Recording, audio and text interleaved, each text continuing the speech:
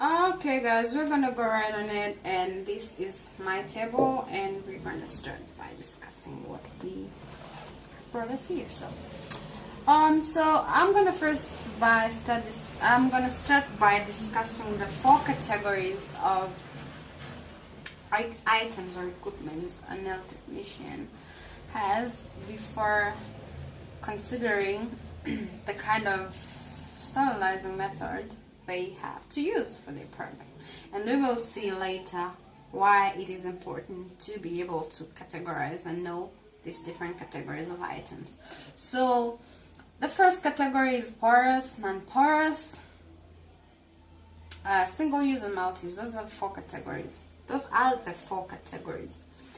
So first we're going to start by looking into the porous.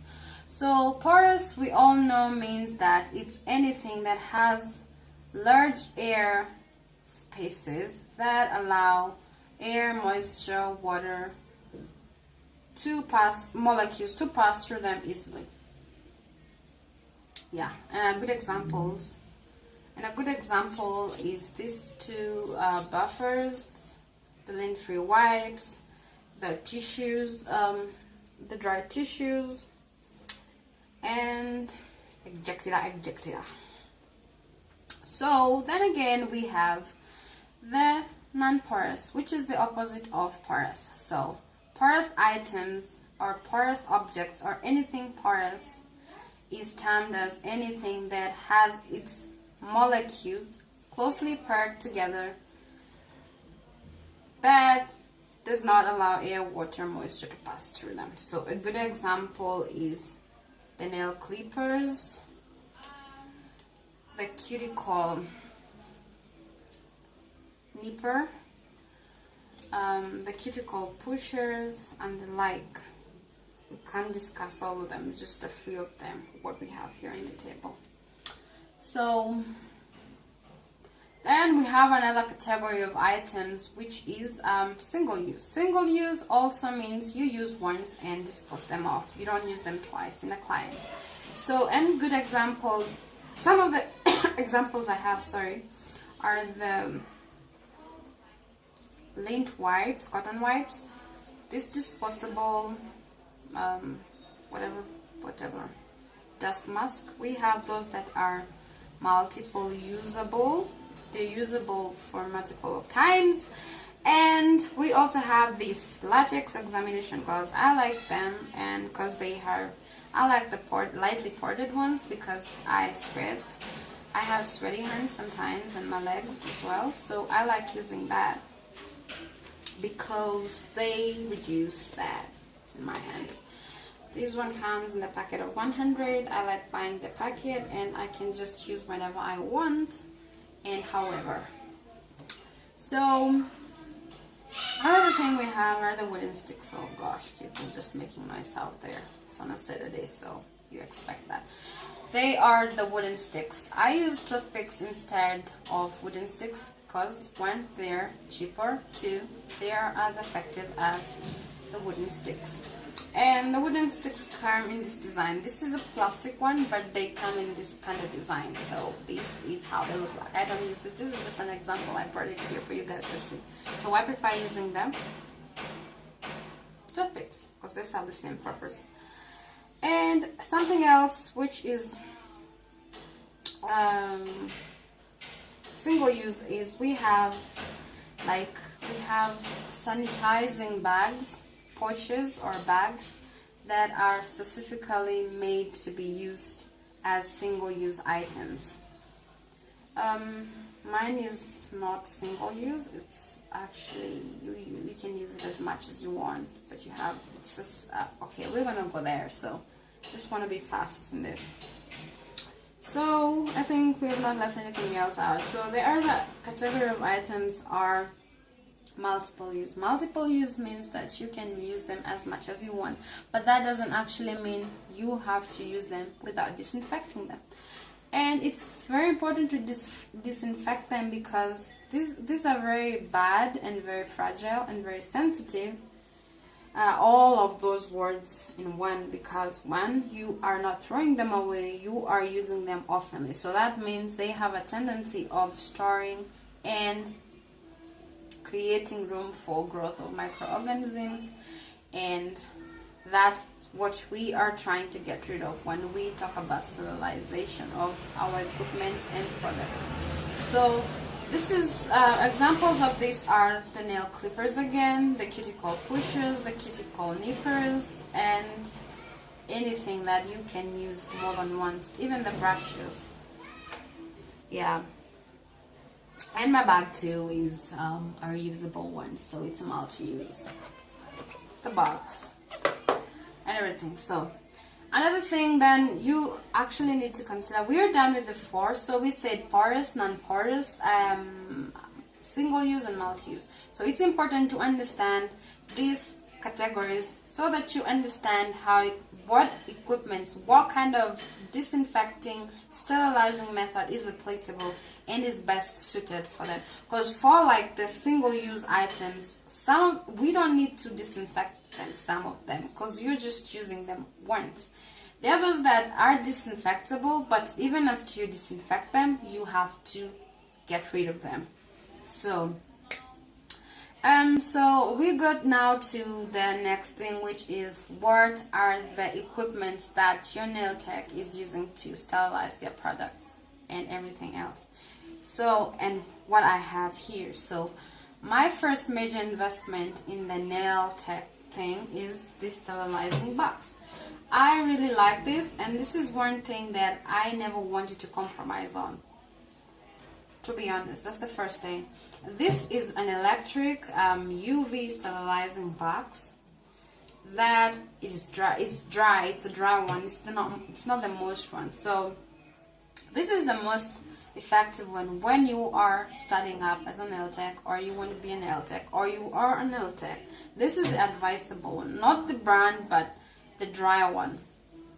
Because like as I said, like when you're, especially for things like metal related items, equipments and objects, like for this one, okay, we all know that water moisture is an oxidizing agent for items that are metallic and made of iron and everything like that. So, and we don't want to have these things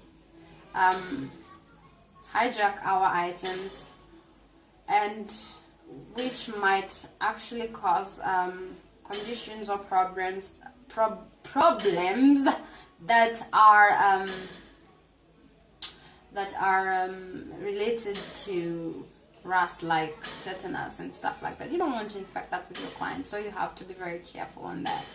So the most effective way of disinfecting such items is by getting this, because I'm going to talk about it. So it's because you see, like this parts, because it has knobs, nuts and everything, it has joints in it. So when it's a metallic item, so it's prone to hide and get rusty on those edges, and it actually keeps my items, equipment, stay longer, and they don't look dull at all. It keeps them as new as they can possibly, even bluntness. So because I do wipe sometimes, but this is the preferred way of sterilizing this kind of objects and items. That's why we talked about the categories. This is where the categories come in. So yeah. So another thing is like the sterilizing bag. This is by Clinique. This is it looks like just a normal bag, but what I do is that once I sterilize my items, I've actually not shown you how it is inside, so most of you know how it is. If you have been in the salon industry, most of them have this thing. So how it works is that you just switch on, connect it, and it just goes on, and it produces some light that really goes and sterilizes into your products and whatever you put inside. Just put them dry, and the thing is, you sterilize them for about 1 hour, and you can have them in your bag, in your sterilizing bag, for about 30 days without thinking of sterilizing them again, if at all you have not used the products with any client.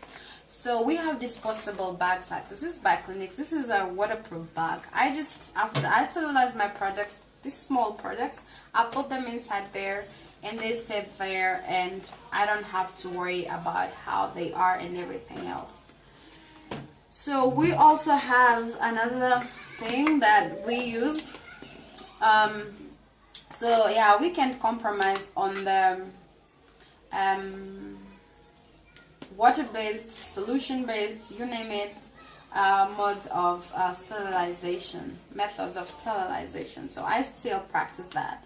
I don't compromise on any of that as well. So what I use is the sterilizing jar. This is a DIY sterilizing jar, and what I like about this, it's long enough and it has a measuring scale in it. So I like using this because I can be able to measure my water to solution, sterilizing solution ratio, and I can put them inside and close them and lock it and just leave them there for them to be able to work their way out of that.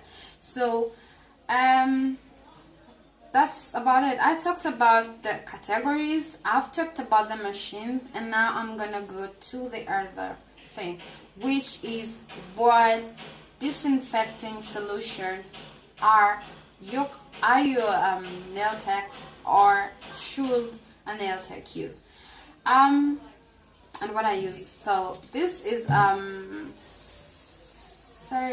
ceramide, yeah, it's called that. I was able to pronounce it well, at least. Strong enough for hospitals, first aid kit, and safe for home use. So this is always purchased by most salon technicians, and I see them buying this. It's strong, it's good enough for that, and I like it. I actually don't carry the whole bottle of it, but I just put a portion of it on my pumping bottle, and I use it. This I use when I'm doing manicures and pedicures. I put it in, I just pump it inside portions of my water that I use to wash my clients. Then this is just entirely the solution. I just carry a bit of it, and I also put some of it in water in it, and I just use it for normal use when I'm cleaning my, prepping my hands, my clients' hands and feet. I use this to like remove all the dirt and everything if I have to use it. Yeah, that's what I use. And another thing is the spirit. I don't like spirit in my kit and in my sanitizing solution things. I always have it, so I use this as a sanitizer. I use it to sanitize my hand, and as I said earlier, I do sweat a lot in my hands. I have a problem. I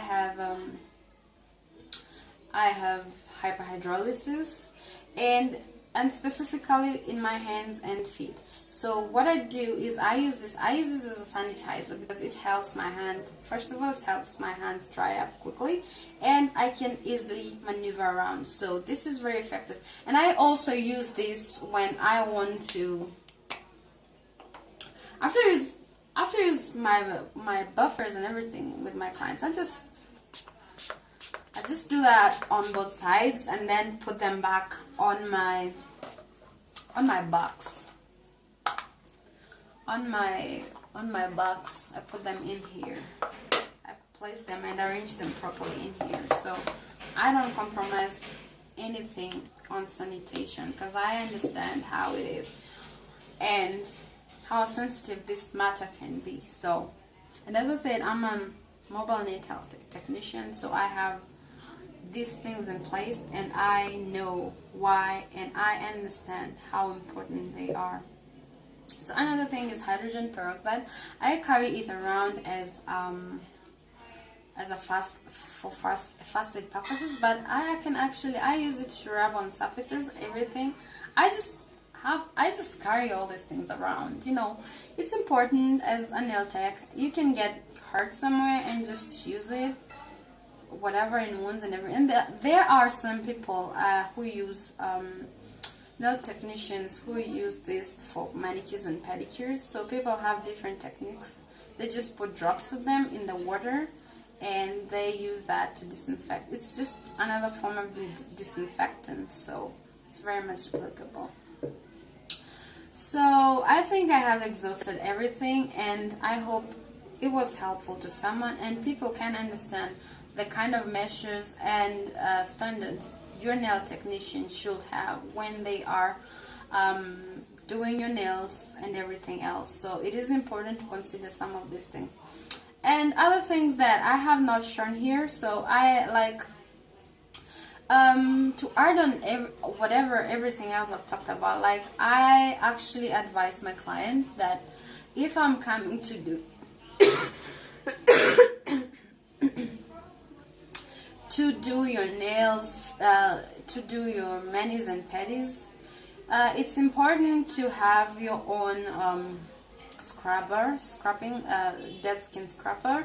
And I actually advise, if I ask my clients, first time clients, would you like me to bring you one? You can purchase one from me, so that every time I'm coming, I can be able to use that on you yourself only, and I help you learn how to sterilize it appropriately, and so that it doesn't, because you can also infect yourself with, even if you have your own products. You need to sterilize them even if they are your own products.